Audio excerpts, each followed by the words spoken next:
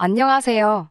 결혼한 지 6개월도 되지 않은 20대 후반의 여성입니다. 정말이지. 제가 이 시점에 이런 사연을 쓰게 될 줄은 정말 상상도 못했어요. 남편과 헤어지기로 했거든요. 시어머니 때문에 말이지요. 세상에 저보다 힘든 사람도 물론 많이 있겠지만 적어도 제 주변에서 저보다 불쌍한 사람은 없는 것 같습니다. 저는 친정 부모님이 안 계시거든요. 먼저 저희 아버지는 제가 10살이 되기도 전에 세상을 떠나셨습니다. 술, 담배도 안 하시고 운동을 좋아하시던 건강하신 분이셨는데 어느 날 갑자기 교통사고로 돌아가셨답니다. 워낙에 두 분 사이가 좋으셨던지라 주변에서들 많이 안타까워 하셨다고 들었어요. 저는 너무 어렵기에 아버지에 대한 기억도 두 분이 얼마나 다정하셨는지도 잘 떠오르지 않지만 몇 장 남아있지 않은 어린 시절 사진들을 보면 조금은 알 것 같기도 하더군요. 그나마 아버지가 돌아가신 이후에 한동안 친가에서 이따금씩 생활비에 보태쓰라고 얼마씩 보내주셨다는 이야기를 어머니로부터 들었습니다. 하지만 그 액수가 넉넉지는 않았던 걸로 알아요. 그래서인지 제 기억 속에 어머니는 한시도 쉬지 않고 일을 하셨어요. 낮에는 인근 아파트의 관리사무실에서 격리 일을 보셨고 퇴근 후에는 바로 인근 고깃집에 가셔서 아르바이트도 하셨거든요. 어쩌다 한 번씩 퇴근길에 떡볶이를 사오시곤 했는데 지금까지 그것보다 맛있는 떡볶이는 먹어보질 못했네요. 자식이라면 누구나 자기 부모가 제일 안쓰럽겠지요. 저도 그렇습니다. 지금도 이따금씩 어머니 입가의 잔주름이나 손등에 튀어나온 힘줄 등을 떠올리면 가슴이 먹먹해져요. 이제는 그나마 그 손 한번 마음껏 만져볼 수도 없으니 더 그런 것 같기도 합니다. 저희 어머니는 제가 21살, 대학교 2학년이 되던 무렵 세상을 떠나셨어요. 갑작스레 어머니까지 돌아가신 뒤 저는 알지 못했던 3억이라는 유산과 저와 어머니가 살던 작은 빌라를 물려받게 되었습니다. 그렇게 지독하게 살던 어머니의 인생을 생각하면 턱없이 부족한 것 같으면서도 너무나 큰 돈이었어요. 살아생전 저희 모녀가 그렇게 힘들 때는 연락 한번 쉽게 닿지 않던 친척들이 다들 어디선가 나타나서 악어의 눈물을 흘리더라고요.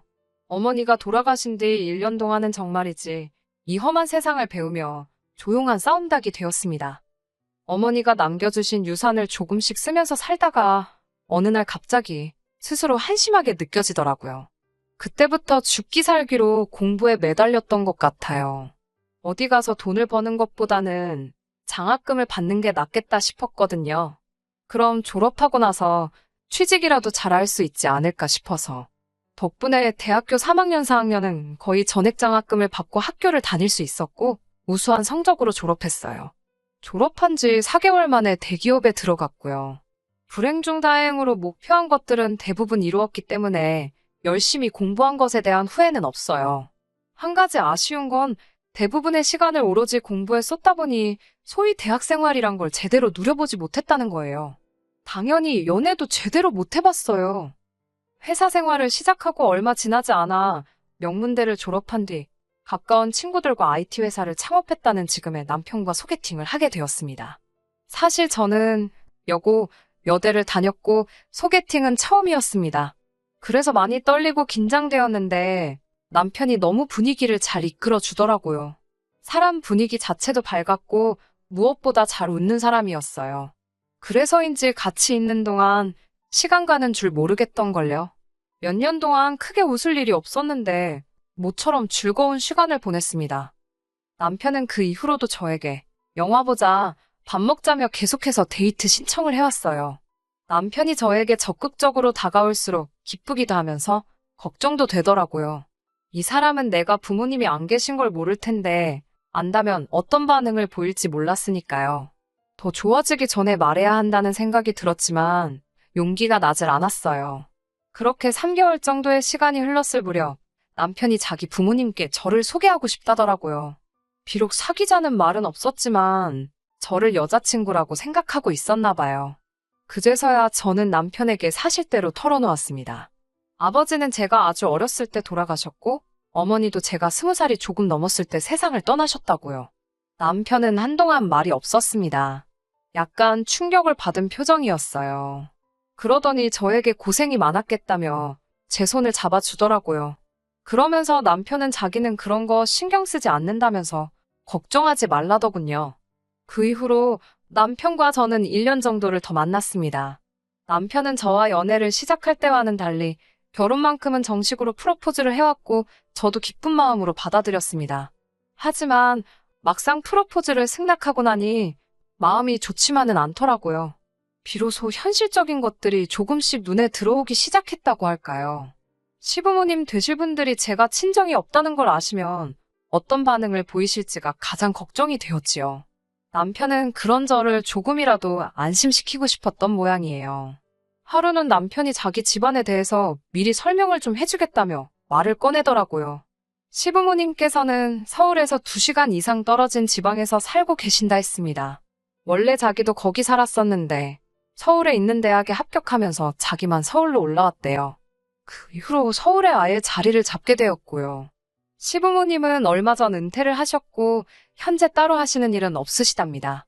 연금이나 따로 노후 준비도 안 되어 있으시고요. 여기까지 듣고 제가 그럼 지금 어떻게 생활을 이어나가고 계시냐고 물었더니 그때그때 소일거리가 있으면 하시고 자기도 잘 모르겠다고 하더라고요. 그나마 남편이 돈을 벌기 시작한 이후로 한 달에 얼마씩 보내드리고 있다고도 했습니다. 정확한 액수는 말해주지 않았는데 저도 궁금하지 않아서 묻지도 않았고요. 솔직히 여기까지 듣고서 무슨 생각을 했냐면요. 차라리 잘 됐다 싶더라고요. 시댁이 너무 조건이 좋은 집이 아니라서 오히려 안심이 됐어요. 며칠 뒤 시부모님께 인사를 드리기 위해 시댁으로 향했습니다. 정확히 프로포즈를 받은 지 2주 만이었어요. 제가 마음고생을 어찌나 많이 했는지 살이 3kg이나 빠졌더라고요.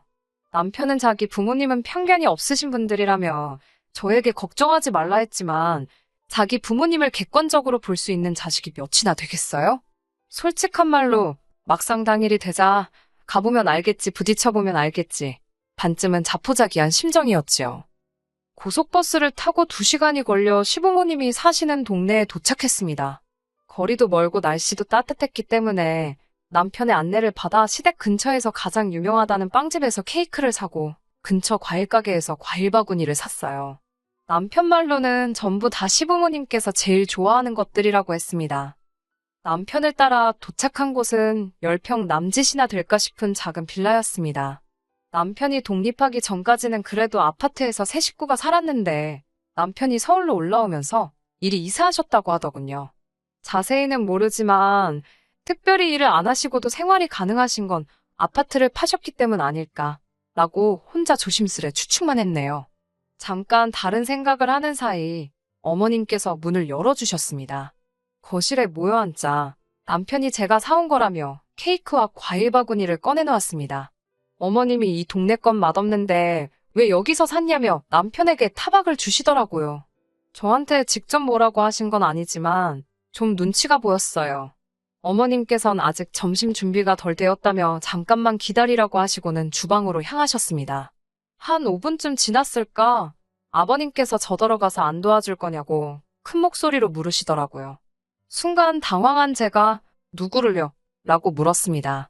그러자 주방 쪽에서 어머님이 아버님께 냅두라고 그것도 본인이 내켜야 하는 거지 뭘 하라 마라 시키냐고 한마디 하시더라고요.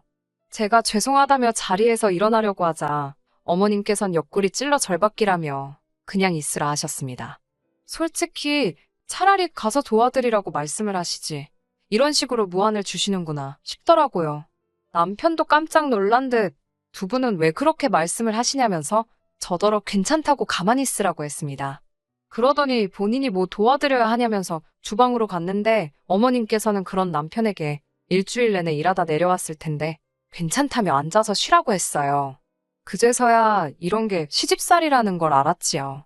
가만히 앉아서 눈치만 살피고 있자니 가시방석이 따로 없더군요. 다시 한번 제가 좀 도와드릴까요? 라고 여쭤보았습니다. 그러자 이번에는 국하고 밥을 좀 푸라고 하시더라고요.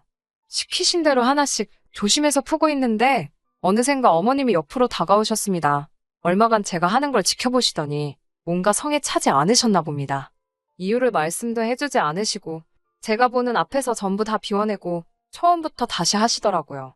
민망하기도 하고 어찌할 바를 모르겠기에 시어머니 손끝만 바라보고 있는데 어머니께서 너네 엄마는 이런 것도 안 가르쳤냐고 물어보셨습니다. 갑자기 어머니 이야기가 나오니까 짧은 순간이지만 당혹스러웠습니다.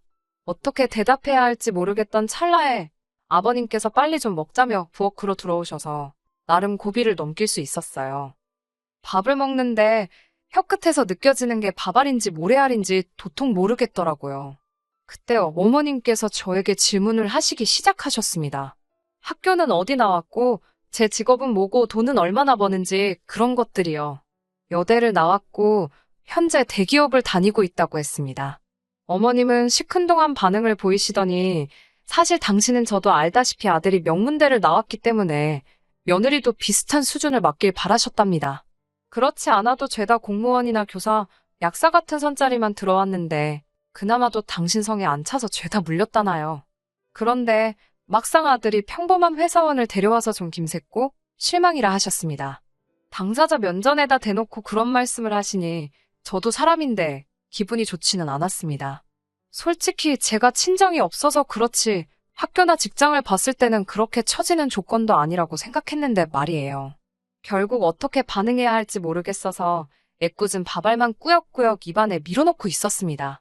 남편도 쓸데없는 말씀하시지 말라며 어머님을 말리고 있었고요.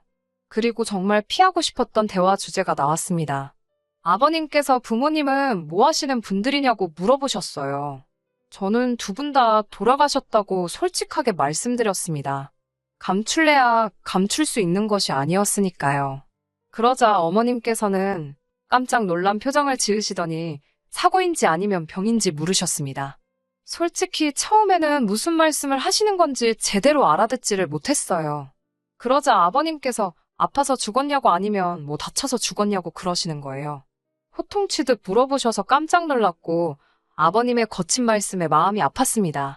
아무리 본인 일이 아니라지만 너무 무신경하게 말씀하시는 모습에 솔직히 실망스러웠어요. 저는 아버지는 사고로 돌아가셨고 어머니는 병으로 돌아가셨다고 말씀드렸습니다. 그러자 유전병이냐고 물어보셔서 그건 아니라고 하니 시간 되는 대로 건강검진을 받아서 그 서류를 보여달라고 하시더군요. 씁쓸했지만 시부모님 입장에선 찝찝하시면 그런 소리를 하실 수도 있겠다 생각하고 애써 이해해드리려고 했습니다. 하지만 곧이어 어머님께서 저를 쳐다보시더니 어쩐지 그래서 처음부터 뭔가 다 내 마음에 안 들었구나. 지금 보니까 엄마 없는 티가 난 거네 라고 하셨습니다. 순식간에 식사 자리에는 어색한 공기가 맴돌았고 제가 먼저 죄송하다 말씀드리고 자리에서 일어났습니다. 집으로 돌아와 한참을 울었습니다. 제 노력으로 어떻게 할 수 없는 일이라 더 슬프고 억울했어요. 그때 모르는 번호로 전화가 걸려왔습니다. 전화를 받으니 어머님이셨어요. 아까는 당신이 말씀이 심하셨다며 사위 사랑은 장모라는데 장모 사랑도 못 받을 아들이 안 됐다는 생각에 당신이 실언을 하셨답니다. 그래도 덕분에 당신은 평생 아들 며느리 옆에 실컷 끼고 살게 생겼다며 저더러 잘 지내보자고 하시더라고요. 갑자기 어머님의 달라지신 태도에 당황스럽기는 했지만 그때는 어떤 의심보다는 그저 기쁘기만 하더라고요. 저는 어머님의 전화를 결혼의 허락으로 받아들였고 잘 부탁드린다고 말씀드렸습니다. 어머님께서는 저더러 그동안 고생 많았겠다며 앞으로 잘 지내보자 하셨고요. 그때만 해도 저는 두 분 다 말씀은 괄괄하게 하셔도 속은 따뜻한 분들이시구나 그렇게 생각했습니다. 제가 친정이 없으니 처음 시댁에 인사간 날이 상견례를 대신한 것이 되었습니다. 결혼식은 저를 배려한다는 이유로 가까운 친지들과 지인들만 불러서 올렸습니다. 그나마 얼마 들어온 축의금도 싹 걷어서 가져가시더라고요. 당신들이 뿌린 돈이 다시 들어온 거라는 이유로요. 정작 하객들 대부분은 남편 때문에 온 사람들이었지만요. 하지만 크게 개의치 않았습니다. 애시당초 남편과 결혼을 약속할 때 시부모님이 가지신 게 많이 없다는 걸 알고 있었으니까요. 결혼식까지 올리고도 결국 제가 남편과 헤어질 결심을 하게 된 이유는 바로 집 문제 때문입니다. 제가 남편과 결혼을 약속했을 당시 저는 남편에게 제 재산을 투명하게 공개했습니다. 바보 같다고 생각하실 수도 있지만 제가 친정이 없어서 자격지심이 있었는지 그래도 내가 돈은 좀 있다고 어필을 하고 싶었나 봐요. 지금이라면 안 그랬을 텐데 그때는 또 지금보다는 어리기도 했고 순진했었어요. 반면에 남편은 창업을 한 지 얼마 안 돼서 돈이 많이 없기는 했습니다. 그래도 수익이 나고 있었고 전망이 밝았으니까 결혼을 약속한 거예요. 물론 시댁에서 도움을 받을 거라는 기대는 조금도 없었습니다. 원래는 결혼식을 올리기 전에 어떻게든 집을 먼저 구하고 싶었는데 매물이 워낙 없어서 결국 결혼식을 먼저 올려야만 했어요. 다행히 인터넷에 보니까 3개월에서 6개월짜리 단기 오피스텔 월세도 있더라고요. 그래서 일단은 단기 월세로 살면서 시간적 여유를 갖고 집을 구하자고 했습니다. 그러면 남편도 그 사이에 돈을 좀 더 모을 수도 있고 여러모로 저희 둘한테 유리하겠다 싶었고요. 하지만 어머님께서는 저에게 왜 친정어머니가 물려주신 유산으로 집을 사면 되는 걸 괜히 쓸데없이 월세에 돈을 낭비하냐며 걸핏하면 전화를 거셔서는 화를 내셨습니다. 제가 회사에서 일하고 있을 시간인 걸 뻔히 아시면서도 시도 때도 없이 그러시더라고요. 몇 번 당하고 난 뒤에는 솔직히 어머님 번호만 봐도 심장이 두근거리고 토할 것 같은 기분이 들기 시작했어요. 그래서 일부러 전화를 안 받기도 했네요. 그러자 한 번은 아버님께서 그러다 네 시부모 죽었다는 소식도 다음날 들을 거냐며 한 소리 하시더라고요. 이때는 정말 야속하단 생각이 들었습니다. 남편이 저 대신 아버님한테 무슨 말씀을 그렇게 하시냐고 한 소리 하니까 아버님은 그냥 별뜻 없이 하신 말씀이라더군요. 아무튼 어머님께선 자꾸만 저더러 일단 친정어머니가 주신 돈으로 집을 사라고 하셨습니다. 너네 엄마가 이럴 때 쓰라고 물려줬겠지. 어디다 쓰라고 물려줬겠냐면서요. 결국 어머님 등살에 못 이겨 친정어머니의 유산과 빌라를 판 돈까지 합쳐 서울에 있는 아파트를 샀습니다. 시부모님께서는 부부가 살 집이니까 공동명의를 해야 한다고 성하셨어요. 전 내키지 않았지만 시부모님 등살에 어쩔 수 없이 그렇게 하기로 했고요. 그런데 지금 생각해보면 하늘에 계신 부모님이 절 도와주신 것 같습니다. 아파트 계약날 남편에게 갑자기 일이 생겨서 못 올 것 같다며 연락이 왔어요. 아파트를 팔기로 한 사람은 제가 아니어도 사려고 하는 사람이 많다면서 완전 배째라는 식이었고요. 그래서 일단은 제 단독 명의로 아파트를 사야만 했습니다. 그때만 해도 남편이나 저나 이렇게 헤어지게 될 줄 몰랐기 때문에 단순히 나중에 시간 될 때 공동 명의로 바꾸면 되겠지라고 생각했어요. 지은 지 얼마 되지 않은 아파트였기 때문에 간단히 도배와 마루 정도만 교체한 뒤 이사를 했습니다. 그런데 이사하고 일주일쯤 지난 주말 아침 시부모님께서 양손 가득 짐을 싸들고 오셨더라고요. 남편은 당혹스러운 표정으로 현관에서 시부모님과 대치 중이었습니다. 저는 들은 바는 없었지만 그래도 시부모님을 현관에 서 계시게 할 수는 없었기에 일단 들어오시라 했습니다. 매실차를 내어드리고 무슨 일로 오셨는지 여쭤보았어요. 그러자 두 분께서는 나이가 드니 몸도 여기저기 안 아픈 곳이 없다면서 당분간 여기 지내시면서 아들 며느리한테 대우 좀 받으셔야겠다고 하셨습니다. 생각지도 못한 시부모님의 말씀에 당혹스러웠지만 그렇다고 먼 길 올라오신 두 분을 바로 돌려보낼 수도 없는 노릇이었지요. 일단 기왕 올라오셨으니 한 일주일 쉬고 가시라 했습니다. 그런데 그날 오후부터 어머님께서는 잘난 당신 아들이 서울에 집을 마련했다며 지인들에게 전화를 돌리기 시작하셨습니다. 그뿐 아니라 집들이를 한다며 몇몇 분들은 초대도 하셨고요. 저에게 오라고 했다가 못 오게 하면 당신 체면이 서질 않으니 손님들이 오는 날은 회사에 휴가를 내던 어떻게 해서라도 손님 맞을 준비를 하라고 하셨습니다. 그제서야 뭔가 단단히 잘못되어 가고 있다는 생각이 들었어요. 결국 고심 끝에 어머님께 이번 한 번은 제가 어머님 체면도 있고 아니 손님들이 오실 때 자리를 피해드리겠다 했습니다. 하지만 여기는 저희 둘이 사는 집인 만큼 앞으로는 꼭 연락하고 오시고 마음대로 어머님 손님이든 아버님 손님이든 부르지 마시라고 말씀드렸어요. 그러자 시부모님 두 분 다 당신들이 아들 집 오겠다는데 왜 며느리 허락이 필요한 거냐며 네가 뭔데 와도 된다 만다를 따지냐고 호통을 치셨습니다. 전 순간 이 두 분이 무슨 기억상실이라도 걸리셨나 싶었습니다. 이 집을 제 돈으로 샀다는 걸 그새 까먹기라도 하신 건가 싶었거든요. 그게 까먹어질 일인가 싶었고요. 아버님은 한술 더 떠서는 저는 부모가 없는데 남편은 시부모님이 계시니까 그게 셈이 나서 제가 부모 자식 연을 끊게 하려고 지금 이러는 거랍니다.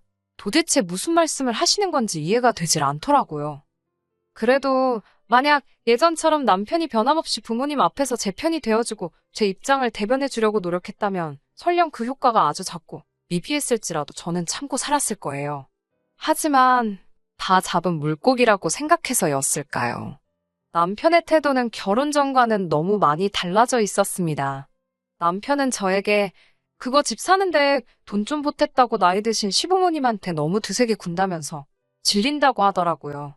결혼한 지 겨우 6개월이었고 누가 봐도 시부모님이 저에게 무례한 말을 퍼붓고 계셨는데 남편에게 질린다는 소리나 듣고 있자니 이렇게 사는 게 맞나 싶었습니다. 그리고 아버님의 마지막 한마디가 제가 결정을 내리게 만드셨지요. 아버님께서는 저더러 친정이 없어서 찍소리도 못하고 고분고분할 줄 알았더니 그런 맛도 하나 없다면서 당신들 말 안 듣고 이 집 안 샀으면 며느리 안 시켜주고 절 내쫓으려고 하셨답니다.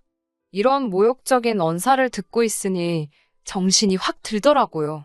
마치 제가 친정어머니가 남겨주신 유산을 가지고 이 집에 팔려오다시피 시집을 온 것 같았고 갑자기 이 결혼 생활이 치욕스럽게 느껴졌습니다. 제가 왜 그동안 시부모님의 막말을 참았던 걸까요? 아버님이 저한테 막말을 하신 것처럼 저도 똑같이 돌려드렸습니다.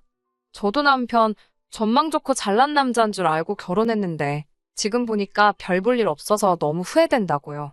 어머님, 아버님이나 저나 서로 손해보는 장사한 것 같은데 서로 물리자고요.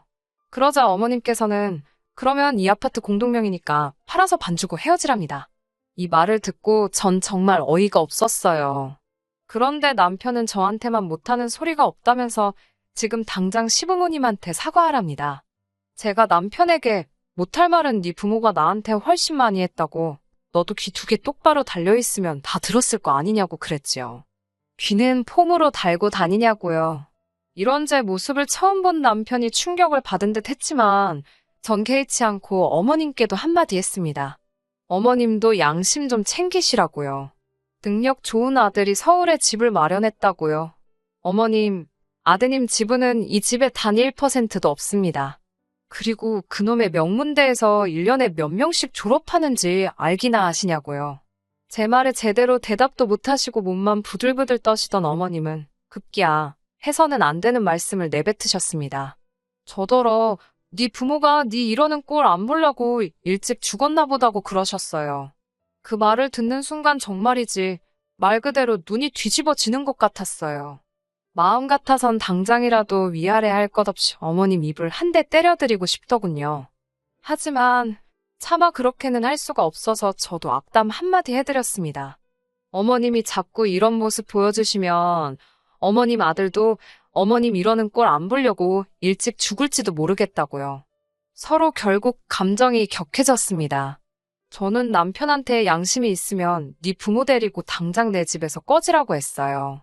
어머님은 공동명의의 네 집 내 집이 어딨냐며 남편더러 나가긴 우리가 왜 나가냐며 버티라 하셨습니다. 남편이 그제서야 공동명의 설정을 아직 못했다고 이야기했고 어머님은 당황하고 실망하신 기색이 역력했어요. 그러더니 하신다는 소리가 공동명의 대신 위자료 달랍니다.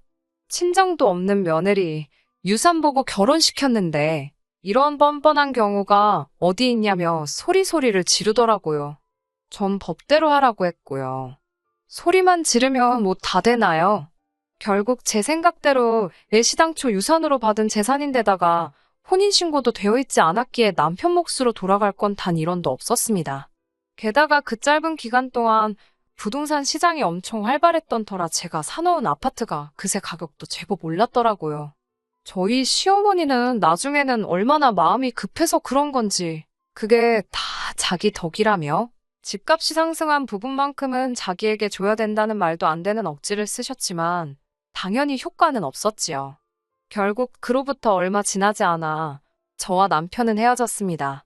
그나마 불행 중 다행으로 서류 한 장 얽힌 게 없었기에 모든 것이 워낙에 수월하게 정리되었습니다. 돌이켜 생각해보면 결정적인 순간마다 번번이 하늘에 계신 부모님이 저를 지켜주셨던 것 같아요. 지금은 남편이 밉고 그런 감정은 남아있지 않습니다. 그저 가끔씩 나에게도 고민을 털어놓거나 아프다고 투정을 부릴 수 있는 친정이 있다면 얼마나 좋을까 싶어요. 다시 혼자가 되어버렸다고 생각하니 씁쓸하긴 하네요. 하지만 하늘에서 절 지켜보고 계실 부모님을 위해서 다시 한번 기운내 열심히 살아보려고요. 끝까지 들어주셔서 감사합니다. 오늘의 사연은 여기까지입니다. 구독과 좋아요, 알람 설정 부탁드리고 더 좋은 사연으로 다시 찾아뵙겠습니다. 감사합니다.